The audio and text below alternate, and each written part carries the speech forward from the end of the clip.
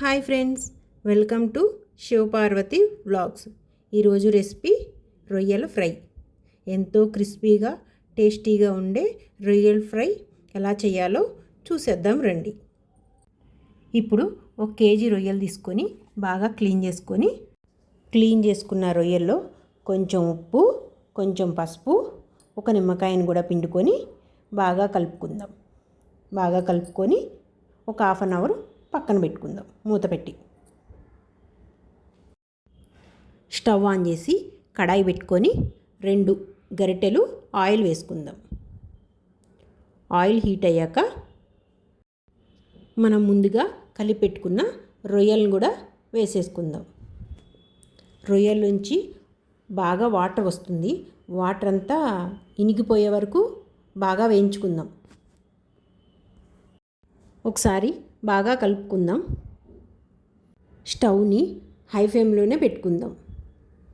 మూత పెట్టుకుంటే రొయ్యల్లోంచి వాటర్ అనేది బయటకు వస్తుంది.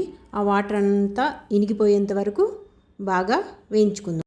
ఆల్మోస్ట్ వాటర్ అంతా బాగా ఇనికిపోయింది.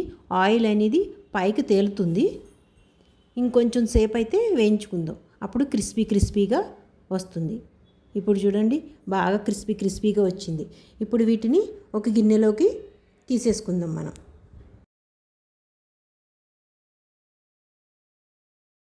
కడాయిలో 2 గరిటెలు ఆయిల్ వేసుకుందాం. ఆయిల్ హీట్ అయ్యాక ఒక రెమ్మ కరివేపాకు వేసుకుందాం. 4 పచ్చిమిరకాయలు, సన్నగా తరిగిన ఒక ఉల్లిపాయ కూడా వేసుకుందాం. స్టవ్ని మీడియం ఫ్లేమ్లో పెట్టుకొని ఆనియన్స్ అనేది దోరగా వేయించుకుందాం. ఆనియన్స్ అనేది బాగా వేగాలి. అప్పుడే బాగుంటుంది. 1 స్పూన్ అల్లం వెల్లుల్లి పేస్ట్ వేసుకొని పచ్చివాసన పోయేంత వరకు వేయించుకుందాం.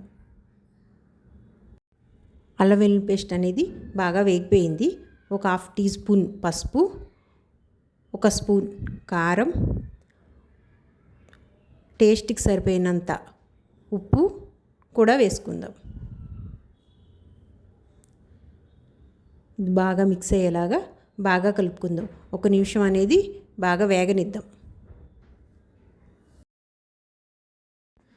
మనం వేయించి పెట్టుకున్న రొయ్యలను కూడా వేసేసుకుందాం. వేసుకొని బాగా మిక్స్ అయ్యేలాగా బాగా కలుపుకుందాం. కారం అంతా రొయ్యలకు పట్టేలా బాగా కలుపుకుందాం. 1 నిమిషం ఉంచుకుందాం. ఇప్పుడు దీంట్లోకి మసాలాకి రెడీ చేసుకుందాం.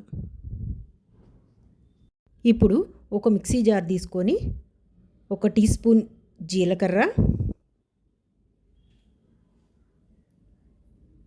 ఒక 10-12 వెల్లుల్లి రబ్బలు, 1/2 టీ స్పూన్ మిరియాలు, 2 టీ స్పూన్ల ధనియాలు వేసుకొని గ్రైండ్ చేసుకుందాం.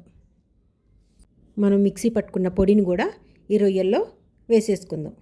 వేసుకొని అంతా మిక్స్ అయ్యేలాగా ఒకసారి బాగా కలుపుకుందాం. 1 నిమిషం వేగనిద్దాం. వేగిన తర్వాత 2 టేబుల్ స్పూన్ కొబ్బరి పొడి కూడా వేసుకుందాం. వేసుకొని ఒకసారి బాగా మిక్స్ అయ్యేలాగా బాగా కలుపుకుందాం. కొబ్బరి పొడి వేసుకుంటే టేస్ట్ అనేది బాగుంటుంది. ఈ రొయ్యల ఫ్రై పైన క్రిస్పీగా, లోపల సాఫ్ట్గా చాలా బాగుంటుంది. రైస్లోకైనా చపాతీలోకైనా చాలా బాగుంటుంది. పిల్లలైతే ఉట్టిగానే తినేస్తారు. అంత బాగుంటుంది. ఫ్రై అనేది రెడీ అయిపోయింది.